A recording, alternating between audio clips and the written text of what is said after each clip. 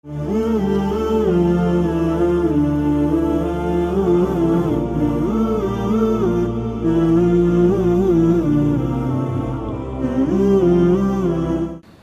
الله الرحمن الرحيم الحمد لله رب العالمين صلاة الله وسلامه على سيدنا محمد وعلى آله وصحبه أجمعين ربنا اغفر لنا ولإخواننا الذين سبقونا بالإيمان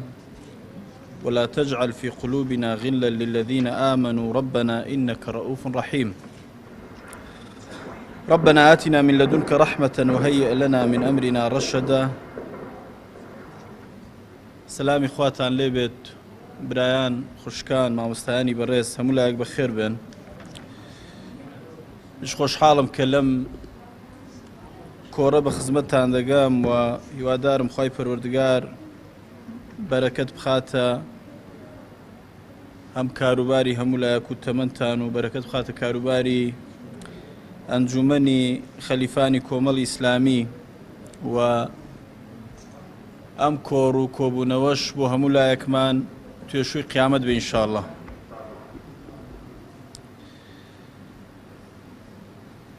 ئێمە هەمومان پێکەوە لە کۆمەلگایەکدا دەژین، زۆر جار تەواوی سەرنجی خەڵک و ڕوئیای خەڵک لەسەر بوارە سیاسیەکەیە و پێمان وایە ئەگەر بواری حکومڕانی و مەسەلەی سیستەمی حکومڕانی باش ببێ هەموو بوارەکانی کەی ژیان باش دەبن. پێمان وایە گەر جانبە سیاسیەکە باش ببێ خەڵک بۆ نمونە ئەگەر تەنها مەسەلەی خۆشگوزەرانی و مەسەلەی مەعیشەت مەسەلەی ژیان چاک ببێ بوارەکانی کەی ژیان هەموو باش دەبن. خەڵک ئەگەر لە ڕووی ڕەفاهیەت و خۆشگوزەرانیەوە کێشەی نەبێ بوارەکانی کە گرفتیان نابێ. کەم جار وایە تەرکیزمان لەسەر یەکیەکی ئەو بوارانە بێ کە دەبنە بناغەی کۆمەلگایەکی تەندروست و سەلیم، دەبنە بناغەی کۆمەلگایەک کە ئەو کۆمەلگایە چۆن کۆمەلگایەک بێ خەڵک تێیدا بەختەوەر بێ و بە بەختەوەری بژیت. ئێمە هەمومان ینی ڕوئیای ئێمەوە کۆمەڵی ئیسلامی ئەوەی ئەگەر کۆمەلگا بینا بکرێتەوە لەسەر پەیامی پێغەمبەران سەلامی خۆی لەسەر بێت و بناغەی ڕێخستنی کۆمەلگا دین بێ، ئاینی پیرۆزی ئیسلام بێت، بە تەکید وەک تاکێمەک بەختەوەرە بین، وەک کۆمەلگاش بەختەوەرە بین و کۆمەلگاشە بێتە کۆمەلگایە کە تاکتاکی خەڵک تێیدا بە بەختەوەری بژین. پێغەمبەران سەلامی خۆیان لەسەر بێ بە تێکڕا هەموو پێغەمبەران یەک بە دوای یەک لە یەکەمین پێغەمبەرەوە کە نوح پێغەمبەرە سەلامی خۆی لەسەر بێ یا لە یەکەمین لە ئادەمەوە سەلامی خۆی لەسەر بێ هەتا دووەهەمین پێغەمبەر کاریان لەسەر چی کردووە؟ هەر بوارێکی مجتەمع هەر بوارێکی کۆمەلگا کە فەسادی تێدا بوو بێ ئەو پەیامە هاتووە ئەو جانبەی گرتووە بۆ ئیسلاح بۆ چاکسازی بۆی کۆمەلگا و ئەساسە ڕاست کاتەوە کە هەیە. یەکیەکی چیرۆکی ئەو پێغەمبەرانش لە قورئاندا تەماشا بکەینەوە، تەماشا دەکەین لەو بوارەدا پەیامی ئەو پێغەمبەرانە زەق بۆتەوە تۆخ بۆتەوە بۆ چاکسازی لەو مەجالە. هەموو پێغەمبەرانیش پێکەوە بە گشتگیری لەسەر هەموو بوارەکان کاریان کردووە بە گشتگیری. یەکەمین بوار کە پێغەمبەران کاریان لەسەر کردووە ئیسلاحکردنی بواری تێڕوانین و تەسەوور بووە یا ئیسلاحی عەقیدە و بیر و باوەڕ بووە. بۆچی؟ بۆی ئەگەر مرۆڤ تەسەورێکی سەحیحی هەبێ، ڕوئیایەکی سەحیحی هەبێ، ڕوانینێکی سەحیحی هەبێ بۆ خۆی، بۆ دەوروبەری، بۆ خوای پەروەردگار، ئەو تەسەورە دەبێتە بنەما بۆ تەسەڕوفێکی سەلیم، بۆ تەعامولێکی سەلیم و تەندروست لەگەڵ دەوروبەردا. یەکەمین بوار کە پێغەمبەران کاریان لەسەر کردو ئەو جوانبە بۆ کە ئەوەی پەیوەندی بە زیهن و مێشکەوە هەیە ئیسلاحی عەقیدەی کۆمەلگاکان بکەن، کۆمەلگاکان لەو ڕۆ چاککەنەوە. بۆ ئێمە ئەتوانین نمونەی دایان پێغەمبەر بێنین لەو ڕۆوە، بە سەرمەشقی پێغەمبەران لەو ڕۆوە ئیبراهیمە سەلامی خۆی لەسەر بێت. ئیبراهیم عەلەیهی السەلام سەرمەشقی ئەو پێغەمبەرانەیە کە ئیسلاحی عەقیدەی کردوتەوە لە کۆمەلگا جارێکی کە مەسەلا هاتووە تەماشا دەکا خەڵک بتپەرستە، خەڵک غەیری خوا بەخوا دەزانێت، وانییە؟ خۆتەمەنەوە لە ناو زۆربەی قەومەکاندا هەبوو بەڵام ئەمە بە نمونە ئیبراهیم دەهێنینەوە سەلامی خوای لەسەر بێ ئیبراهیم هاتووە تەرکیزی پەیامەکەی لەسەر چی بووە لەسەر ئەوەی ڕوئیای خەڵک ڕاست کاتەوە من یەک نمونەتان بۆ باسەکەم کە قورئان باسیەکە ئەویش ئەوەیە مەسەلەن ڕۆژێک لەو ڕۆژانەی کە هەموو قەومەک هەمووتان بیستوتانە قەومی نەمرود یا ئەو گەلی نەمرود هەمویان ئەچنە دەرەوە بتخانەکەیان بە چۆڵی جێهێڵن ئیبراهیم گەنجێک بۆ لەو ڕۆژەدا لەو کاتەدا ئەچێت بتەکان هەمویان ئەشکێنێت تەورەکەش خاتە سەرشانی بتە گەورەکە بۆچی دەڵێ کە دێنەوە تەماشا دەکەن بتخانەکە هەموو شکاوە بۆیە لە قەبی بتشکێنیش بە حەزرەتی ئیبراهیم دراوە حەزرەتی ئیبراهیم کە مەسەلەن بانجی وە قسە لەسەرەوەی کە چی ئەمەی کرد ئیبراهیم پێغەمبەر سەلامی خوای لەسەر بێ گەنجێک ئەمەی کردووە کە يقال له إبراهيم بيلن إبراهيم بانجي كان باشا إبراهيم الله شي نخير وجورك واي كردوه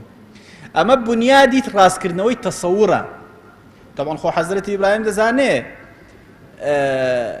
قومك مثلا دزانن كأو بتا ناتواني أو بتانا بشكينه يك خوشي دزانه كواني بلان بوتشي بو بزانن عقليان بجولينه لو باروك فعلا آية أساسي تصوري خلق تصورێکی غەڵەتە کە باوەڕیان وایە سەنەمێک زیانی هەیە سوودی هەیە بپەرسترێ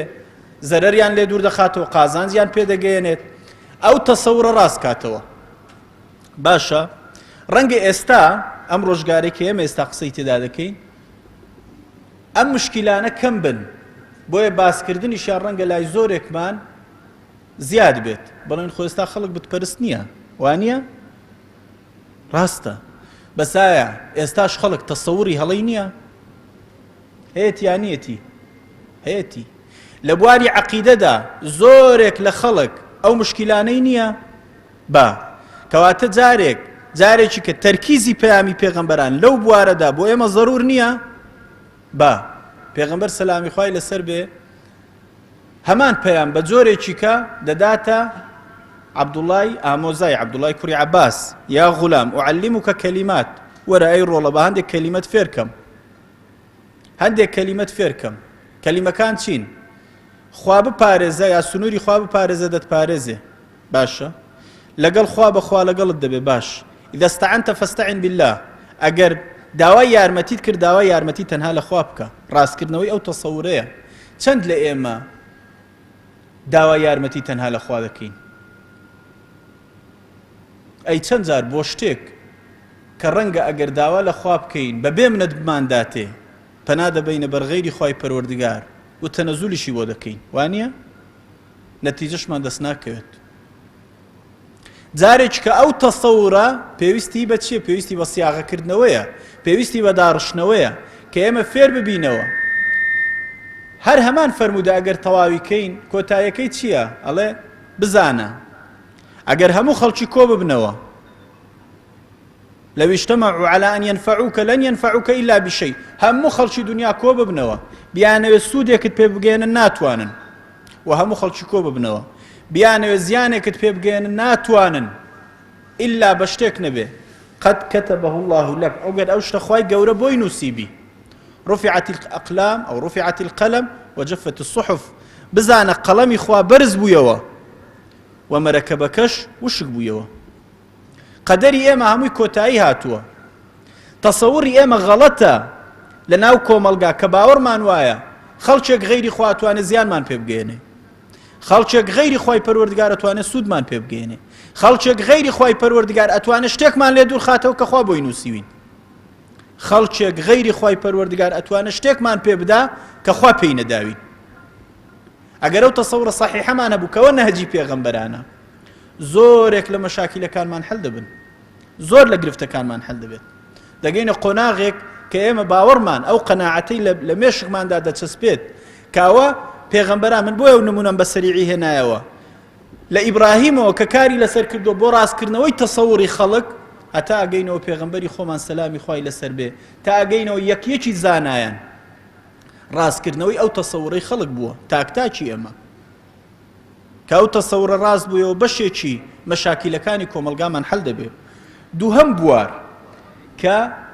پێغەمبەران ئیسلاحیان تێدا کردووە کە هەوڵیان داوە چاکسازی تێدا بکەن بریتی بۆ لە بواری پەروەردە لە بواری پەروەردە لە بواری ئەوەی کە پەیوەندی بە قیەم و ئەخلاقی کۆمەلگاوە هەیە من پرسیارەکەم چەندێک لە مەشاکیلەکانی ئێستای ئێمە مشکیلەی بەهاکانی ناو کۆمەلگان بەهای نەمانی بەها بەرزەکانن نەمانی قیەمە درۆ شوێنی ڕازگۆیی گرتوتەوە بێوەعدی شوێنی پابەندی بە وەعدەوە گرتوتەوە خەڵەتاندن شوێنی وەفاداری گرتوتەوە سپڵەیی شوێنی وەفاداری گرتوتەوە وانییە بەدگومانی شوێنی گومانباشی گرتوتەوە بەدڕەوشتی شوێنی ڕەوشتی بەرز و جوانی گرتوتەوە خیانەت شوێنی پاراستنی قیەمی گرتوتەوە من پرسیارەکەم توخوا ئێستا جاران لە کۆمەلگای ئێمەدا ئافرەتێک مەسەلەن هاوسەرەکەی دەمرد لای هەموو عائیلەکە ئەو عائیلەی پیاوەکەی بە براکانی ئەو پیاوە بە خزمەکانی بەو پەڕی حورمەت و ڕێزەوە تەماشا دەکرا عمرێک وانییە بەس ئێستا وایە بەڕاستی وایە من ناڵم هەر نەماوە بە ئیستیسنائی بەڵام بە شێوە گشتیەکەی ئێستا ڕەوش لەکوێی کۆمەلگاکەی ئێمەیە ئێستا چەند قەناتی تەلەڤیزیۆنی لە وڵاتەی ئێمە کار دەکەن بۆ هەڵتەکاندنی ڕەوشتی کۆمەلگاکە ئێستا چەند ناوەندی پەروەردەیی هەیە کە گەنجەکانمان لەسەر پەروەردەیەکی ئیسلامی ڕەسەن پەروەردەکەن خۆ کە ئێمە دەڵێن پەروەردەی ئیسلامی زان یعنی پەروەردەی ئیسلامی یعنی نا پەروەردە بۆ حزبێکی ئیسلامی یعنی پەروەردەیەکی دینی پەروەردەیەک کە گەنجێک فێر بکات ڕێزی باوکی بگرێ ڕێزی دایکی بگرێ ڕێزی برا گەورەکەی بگرێ خاک و وڵاتی خۆی خۆش بوێ خیانەت نەکە نیشتیمان فرۆشی نەکە دزی نەکە بەیانی پزیشک بوو مامۆستا بوو دکتۆر بوو یاساناز بوو ڕازگۆ بێ لەگەڵ میهنەکەی خۆی سەری کۆمەلگاکەی بەرز کاتەوە مەشروعێکی لە بەردەست بوو بینایەکی دروستکرد خیانەتی تێدا نەکە مەشروعێکی خەدەمی بردە گەڕەچێک لە گەڕەکەکانی شارەکە گەندەڵی تێدا نەکا دوایی مەشروعەکە بەسەر خەڵکەکەدا کاول بێت ئەوانە قیەمن ئێمە ئەگەر سەدان مەهەندیسی خاوەن قیەممان هەبوو لە وڵاتەکەی خۆمان ئەزانن مەشروعەکان ئەو گەندەڵی و فەسادیان تێدا نامێنێت کە هەیە ئەگەر ئێمە سەدان دکتۆری خاوەن قیەممان هەبوو لەگەڵ میهنەکەی خۆی ئەزانن ئەو بازاڕە تیجاریەی ئێستا لە بواری پزیشکی هەیە کە هەمومان بەدەستیەوە دەناڵێنین نامێنێ ئەگەر ئێمە ئەو ئەساسەش لە شوێ دەست پێ دەکاتەوە لە پۆلی یەکی بنەڕەتی دەست پێ دەکات لەوێ دەست پێ دەکات فعلەن ئێمە لە قوتابخانەکانمانەوە ئەو لاوانەی ئێمە پەروەردە دەکرێنەوە ئەو ڕووکچانەی خۆمان پەروەردە دەکرێن بە پەروەردەیەک کە ئەو کەسە خاوەنی قیەم بێت هەڵگری هەموو بەها باڵاکان بێت پیاوێک لە سەردەمی ئیمامی عومەر پیاوێکی لەدەست کوژرا پیاوێکی لەدەست کوژرا کابرای قاتیلیان برد بۆ لای ئیمامی عومەر قاتیلەکەیان بردە لای ئیمامی عومەر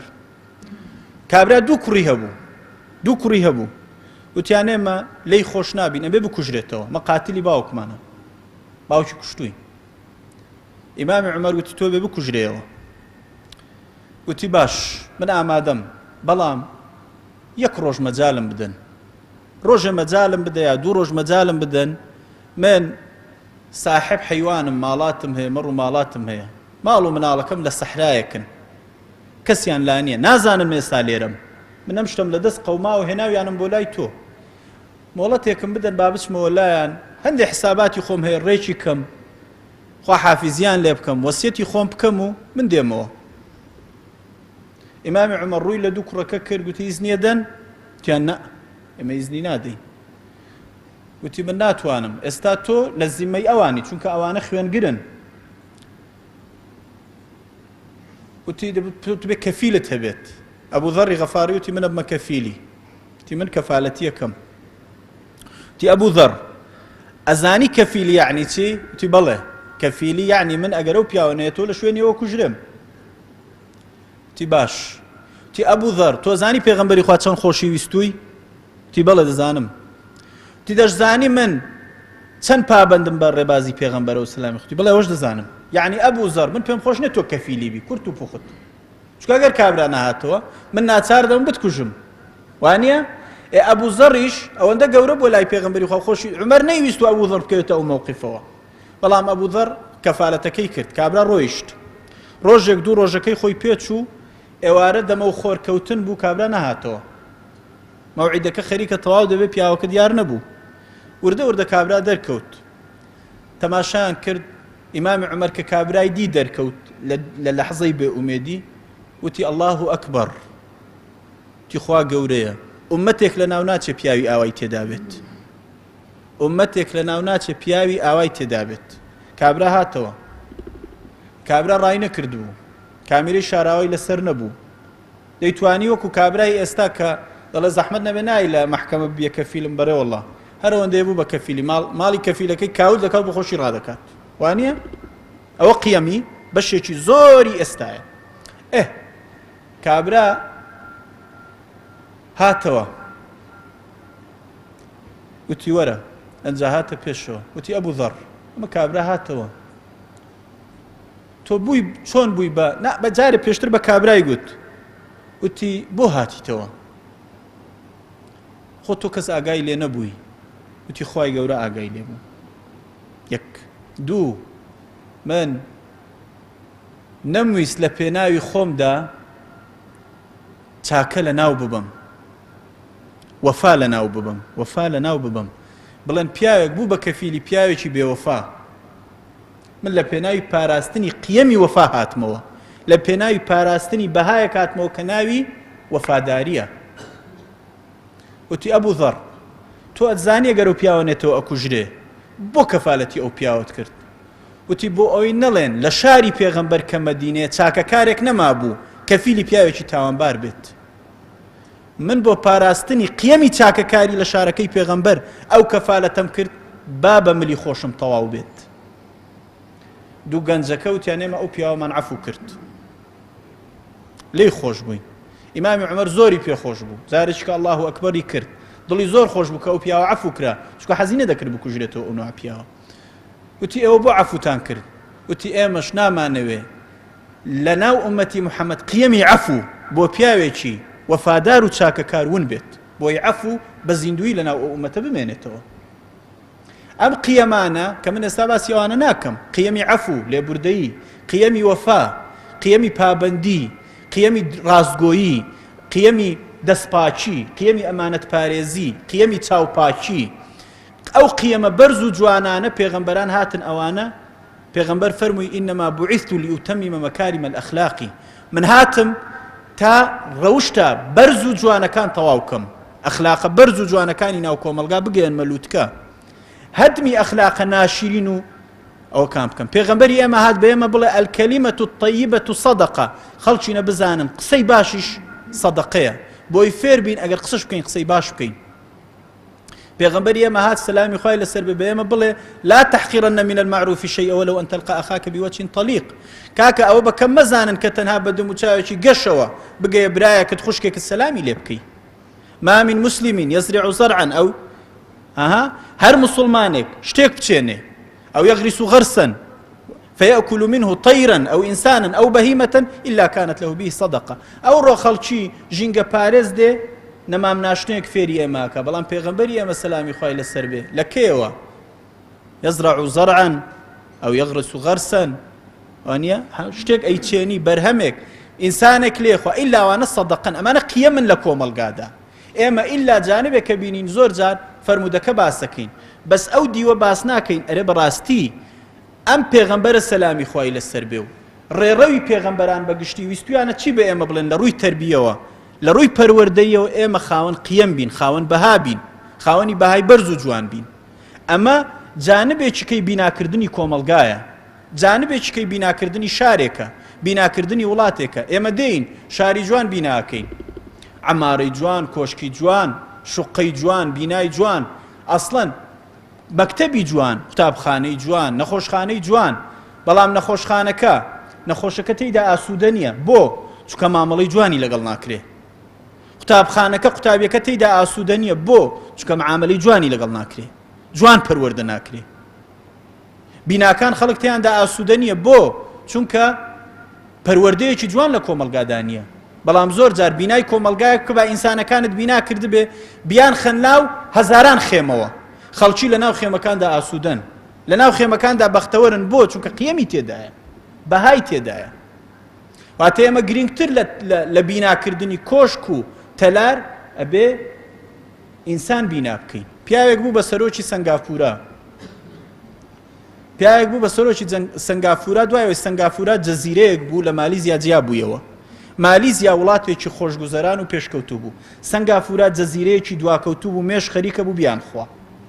کە مالیزیاوتی کاکە ئێمە تر بەسە سەدان ساڵە سنگافوریەکان بەخێوەکەین تر بەخێویان ناکەین بۆ ئەوانە ئەرگ بن لەسەر ئێمە تیان باش سنگافورە جیاو بوویەوە خەڵکی سنگافورە لێیان بوو بە تەعزیە وتیان ئێمە تەواو لەبەر سابرین تازە بوون بە وڵات بە ناچاری ئەوانیش نایانەویست وڵات بن یانویست جەزیرە بن ئەو جەزیرەیە بوون کە سەر بە مالیزیا بوون بە وڵات پیاوێک بوو بە سەرۆکیان سەرۆکەکە وتی دەست پێەکەین سنگافورای کرد بەو سنگافورایی کە ئێستا هەیە کە ئێستا پاکترین وڵاتی دنیاە لە ڕووی اقتصادیەوە یەکێکە لە پێشکەوتووترین وڵاتە اقتصادیەکان ڕێژەی بێکاری تێیدا سفرە یعنی سەدا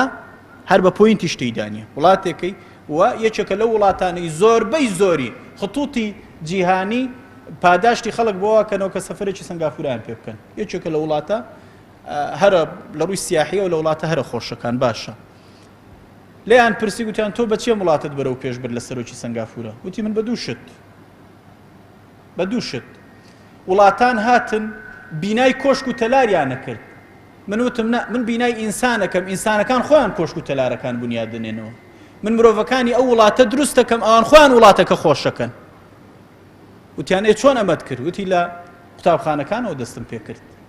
وتیان بەچی وتی هاتم موچەی مامۆستاکانم هاوتا کرد لەگەڵ موچەی وەزیرەکان پاشان باشترین خەڵکی وڵاتەکەم کرد بە مامۆستا بۆی باشترین نەوەم بۆ پەروەردەکەن کە من ئەوانم پێگەیان ئەوان خۆیان وڵاتیان دروست کرد لەبەرەوە ئەم وڵاتە من دروستم نەکرد ئەوان دروستیان کرد دوای هەرە سەرۆکەوتی هەر کاتێک بینیتان دزی گەورە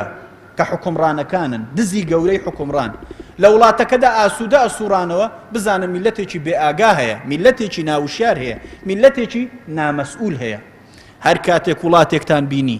بەرپرس لە ترسی لێپرسینەوەی گەلەکەی نەیەوێرا دزی بکە بزانن میلەتێکی زیندوو لە وڵاتە هەیە ئێمە کامیانین ئەوانە بەڕێزان هەموو لە پەروەردەوە کرێت لە ڕاستکردنەوەی بینای پەروەردەوە کرێت بۆیەوە بوارێکی کەی چاکسازیە کە پەیامی پێغەمبەرانی بۆ هاتووە و ئێمە بێ بەردەوام ئەوەمان لەبیر بێت بوارێکی کەی چاکسازی بریتە لە چی؟ بریتە لە چاکسازی لە بواری کۆمەڵایەتی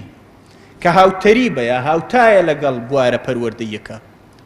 چاکسازی لە بواری کۆمەڵایەتی بوارە کۆمەڵایەتەکە بە چاکسازی تێدا بکرێت ئەو بوارە کۆمەڵایەتی چاکسازی تێدا کرێت لە وشیاری تاکەوە دەست پێ دەکات لە وشیاری تاکەوە دەست پێکات ئەو کۆمەڵایەتی ئەوەیە کە وشیاری تاک بەرز بکرێتەوە لە کۆمەلگادا خەڵک لە ڕووی کۆمەڵایەتیەوە بەچی بە پەروەردەیەکی سەلیم وای لێ کە هەست بە بەرپرسیارەتی دەکات کەس ناڵێ من بەرپرس نیم باشە خەڵکی یا ئێمە توخوا چی دەڵێن بە پیاوێک کە کوڕ و کچەکەی کە عائیلەکەی بە نەوعێک بێ لە بوارێ لەی بپرسی بڵێ خۆ من بەرپرس نیم کێ لە ئێمە قبوڵیەتی کەم پیاو هەیە خۆی بە بەرپرس نەزانێت لە بەرامبەر ماڵ و خێزانەکەی خۆی وانە دایکێک لە بەرامبەر منداڵەکانی باوکێک لە بەرامبەر خێزان و منداڵەکانی باشە ئێمە بۆ بەرامبەر خێزان خۆمان بە بەرپرس زانین بەس بەرامبەر وڵات و کۆمەلگاکەی خۆمان بە بەرپرس نەزانین بەو ئەندازەی بەرپرسم بەرامبەری خۆم بەرپرسم بەرامبەری خێزانەکەم بەو حەدە زیاتر بەرپرسم بەرامبەر شارەکەم بەرامبەر وڵاتەکەم لەسەر ئاستی کۆمەڵایەتی پێغەمبەران هاتن ئەو وشیاریە کۆمەڵایەتیە بڵاوکەنەوە خەڵکی تێبگەێنن کە تەبەقات نییە کەسێک ئاغا نییە و ئەوی کە مسکێن کەسێک چینێک باڵاتر نییە پێغەمبەران هاتن بڵێن بیلال تۆ کەمترنی لە ئومەیە کە ئەو بەندە خۆی کردووە بە سەییدی تۆ ئەی فڵان کەمترنی لەوی تر کە سەییدتە بیلالی یەکسان کردەوە بە پیاوە گەورەکان لە سەردەمی خەلافەتی ئەبوو بەکریش کە شەڕی یەرموک بوو بیلال حەزی کرد لە شەڕی یەرموک دەرچێ چونکە بە فەرمانی پێغەمبەر لەو جەیشەدا بوو کە پێغەمبەر بەڕێی کردبوو کە نەیانتوانی بڕۆن بە سەرکردایەتی ئوسامەی کوڕی زەید. دوایی ئەبوو بەکر ڕوخسەتی وەرگرت لە ئوسامە بەشێ لە سەرکردەکانی جێڕایەوە کە یەکێکیان خۆی بوو بۆ ڕاوێژ لەگەڵ خۆی و لە جەیشەکەی ئوسامە بگەڕێنەوە ئوسامەی کوڕی زەید. ویستی بیلال بجێڕێتەوە. سیرکەن قیەمی ئەو قیەمە بیلالی گیان بۆ چه ئاستێک، بەڵام بیلال ویستی لەگەڵ جەیشەکە بڕوە. ئەبوو بەکر فەرمانی پێکرد بگەڕێتەوە. بیلال وتی ئەبوو بەکر، وتی ئەی خەلیفەی موسڵمانە، ئەگەر تۆ منت بۆ خۆت ئازاد کردووە، چونکە ئەبوو بەکر کاتی خۆی بیلالی ئازاد کردبوو، وتی ئەگەر تۆ منت بۆ خۆت ئازاد کردووە باشە قبوڵمە، بەس ئەگەر منت ئازاد کردووە تا بە ئازادی بژی مەم گێڕەوە منە چم. وتی آخر من ناتوانم لە شارێک هەڵکەم کە تۆی تێدا نەبی، تۆ مؤەذینی پێغەمبەر بووی. وتی بەڵام من قەرارم داوە لە دوای پێغەمبەری تر بانگ نادەم. طبعا بیلال لە دوای پێغەمبەر بانگی نەدا تا زەمەنی عومەر. لە زەمەنی عومەر بیلال جارێک عومەر زۆر تەکلیفی لێ کرد، وتی بەشکم بانگ بدەی. ئەڵێ بیلال چووە سەر مینبەر و یەک جار بانگی داوەتەوە، ئەویش الله ئەکبەری کرد و ئەشهەدو ئەن لا ئیلاهە ئیلا اللهی کرد و ئەڵێ خەڵکی کە بانگی دا خەڵکی پۆل پۆل لە هەموو بەشەکانی مەدینەوە بەرەو مزگەوتەکە ئەچوون و هەر یەک لە ئاستی خۆی وت ئەبوعیثە النەبی، ئەوە پێغەمبەر زیندوو بۆتەوە. یعنی وەکو بڵێ هەمووی زیکرایەتی پێغەمبەریان بیرەکەوتەوە، یەک یەک هاواریان نەکرد ئەبوعیثە النەبی، پێغەمبەر زیندوو بۆتەوە. بەڵام بیلال لە ئەشهەدو ئەنە محەممەدە ڕەسوڵ الله وەستا و نەیتوانی ئەوە تەواو بکە و هاتە خوارەوە. طبعا ئەمە بەشێکی قسەی وەفاداریە، بەشێکی قسەی هەستکردنە بەو شعورە لە ڕووی کۆمەڵایەتیەوە کە من تاکێکی ئازادم و خاوەنی ئیرادەی خۆمم، با بەرامبەرەکەشم خەلیفەی موسڵمانان بێت، با بەرامبەرەکەشم سەرۆکی دەوڵەتەکە بێت. پەیامی پێغەمبەران و ئیسلام هات تاک فێری ئەم وشیاریەکە کە لە ڕووی کۆمەڵایەتیەوە ئێمە هەمومان کەسمان کۆیلە نین. نابێ ئینسان ئەبێ ئێمە دەست لەسەر سنگ بین تەنها بەرامبەر زاتێک کە خەڵقی کردوین، ئەبێ سەرمان نەوی بێ بۆ زاتێک کە خەڵقی کردوین، ئەبێ کڕنۆش تەنها بەرین بۆ زاتێک کە خەڵقی کردوین. ئەوانی تر وەکو ئێمە ئینسانن، ئەبێ لە بەرامبەریاندا ئازابین، لە هەر کوێ بین قسەی خۆمان بەڕەوانی بکەین. ئەمە چاکسازیە لە بواری کۆمەڵایەتی، تاکێکی ئازا و ئازاد وشیار هەست تێگەیشتوو لەوەی کە ئەویش تاکێکی ئەو کۆمەلگایە و بەرپرسیارەتی هەیە. ئێوە بفەرمونون زۆربەی زۆری کۆمەلگا پێشکەوتوەکانی دنیا ئەوانن کە تاکەکانیان ئاوا وشیارن، تاچی وشارن. ئەمە مانای ئەوە نییە ڕێز لە گەورەکان نەگرین، مانای ئەوە نییە سنوور تێک بشکێنین، مانای ئەوە نییە حکومڕان ڕێزی خۆی نەبێ، مانای ئەوە نییە دەسەڵاتدارێک کە لەسەر حەق بوو حرمەتی نەگری، بەس مانای ئەوەیە دەسەڵاتدارێکیش کە ناحەق بوو کە زوڵمی کرد ڕاستی کێوە. بوارێکی کەی چاکسازی بەڕێزان بریتیە لە ئەوەی کە من دەستپێک باسم کرد کە وتمان هەمومان تەرکیزی چۆتە سەر، بریتیە لە چاکسازی لە بواری سیاسی، لە بواری حکومڕانی. بەشێکی کەی پەیامی پێغەمبەران ڕاستکردنەوە بووە لەو ڕووە کۆمەلگاکان لە ڕووی سیاسی و چاکسازیان تێدا بکرێت، کۆمەلگای ڕاست و ڕەوان بن لە ڕووی سیاسیەوە، حکومڕان خەڵک هەڵی بژێرێت، حکومڕان کار بە عادل بێ، دادپەروەر بێ لە ناو کۆمەلگاکەدا. حەجاجی کوڕی یوسفی سەقەفی بوو بە والی بەغدا، بوو بە والی بەغدا، چوە بەسڕە، زۆر دڵی خۆش بوو، وای زانی خەڵکی بەسڕە هەموو ڕیزە بن و فەرشی سووری بۆ ڕاخن پێشوازی لێ دەکەن. خەڵک زۆر احتیمامیان پێ نەدا، کەس دوکانی دانەخست، کەس بەرەو ڕووی نەچوو. دوای هاواری کرد، حیمایەکانی هاواریان کرد و خەڵک کۆبوویەوە، وتی ئەی خەڵچینە من سەید البەسڕە، چێ گەورەی بەسڕەیە، چێ سەیدی بەسڕەیە؟ چاوەڕێ بوو خەڵک بڵێن جەنابەت، وتیان حەسەنی بەسڕی. حەسەنی بەسڕی عالمێکی دینی بوو، عالمێکی دینی بوو لە ناو بەسڕە. پێی سیر بووتی بۆچی؟ وتی لأن الناس احتاج إلى علمه وإلى زهده وإلى دينه. نا لەبەرەوەی خەڵک پێویستی بە علمی حەسەنە، پێویستی بە دینداری حەسەنە، پێویستی بە زوهدی حەسەنە،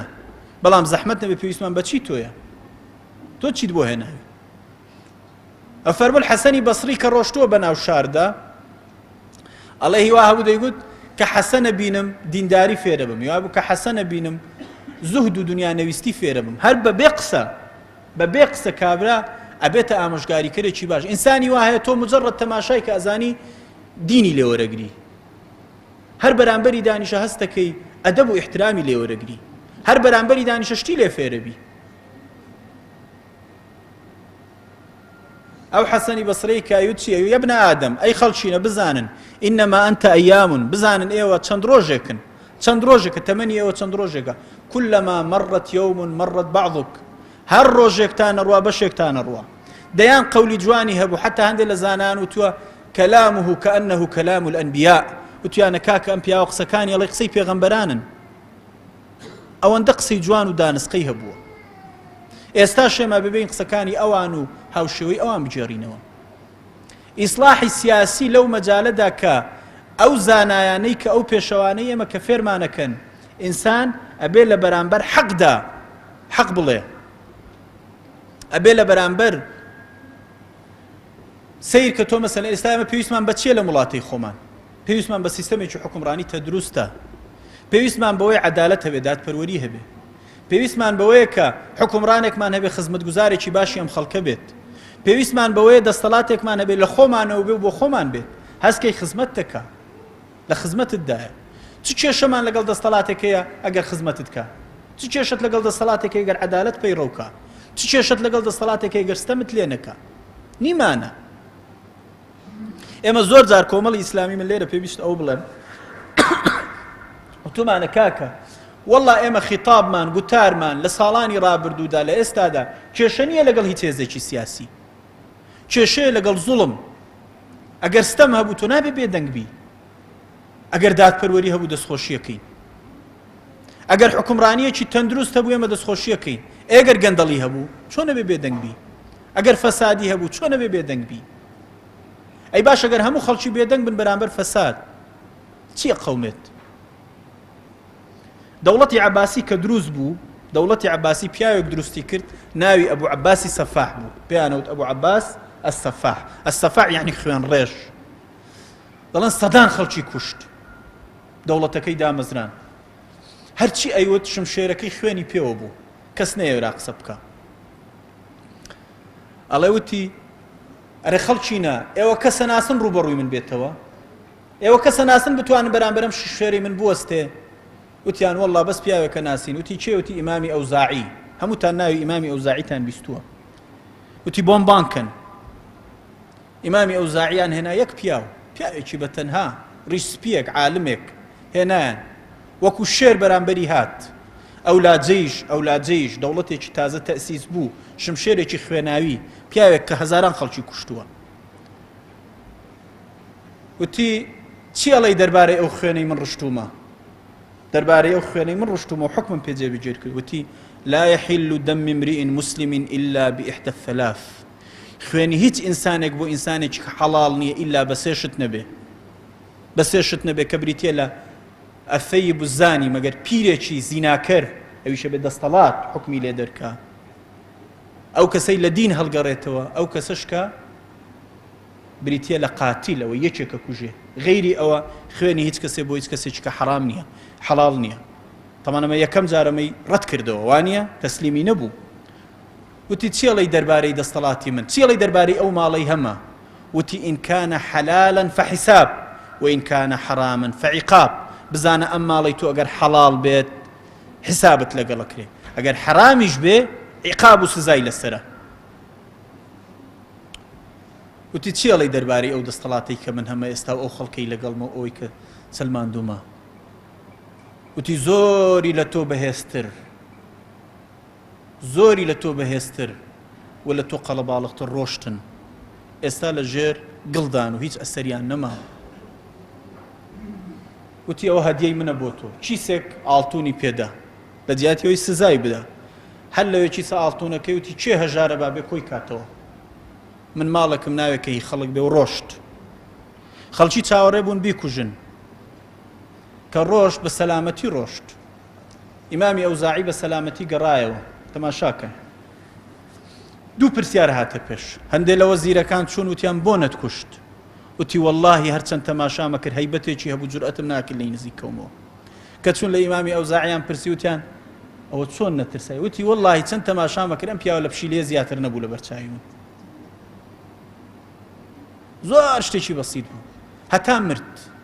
کە مرد ئەبوو عەباس چووە سەر قەبری وتی ئەو پیاوەی بەتەنها پیاوێک بوو هەتا مرد سام و هەیبەتی ئەم زانایە لە دڵی من دەرنەچوو الآن استقر ملكي ئێستا دەستەڵاتی من چەسپی لە وڵاتە. سەدان پیاوی زانا کە ئیسلاحی سیاسی خۆ دوژمنایەتی و ڕوبەڕووبەنەوە نییە بەڕێزان، بریتە لەوەی کە ئینسان ئەرچێکە لەسرم من لە مەجای چاکسازی سیاسی لە مەجای ئەو دەستەڵاتە ئێمە حەق بڵین لە شوێنی خۆی خۆ نابێ من لەسەر گوتنی حەق سزا بدرێم، خۆ گەر سزا بدرێم قبوڵمە. ئەمانە ئەو بوارانن کە ئیسلاحیان تێدا ئەکرێ کە من بە یەک جوملە لە کۆتاییدا بڵێم کە کۆمەلگایان تێدا ڕاستە بێتەوە. ئەو کات کۆمەلگایەکی ڕاست و تەندروست و سەلیمانە بێ کە لەسەر ئەمە ساسانە ڕاستی کەینەوە و بینای بکەینەوە و نەوەی نوێی لەسەر بنیاد بنینەوە. أقول قولي هذا واستغفر الله لي ولكم.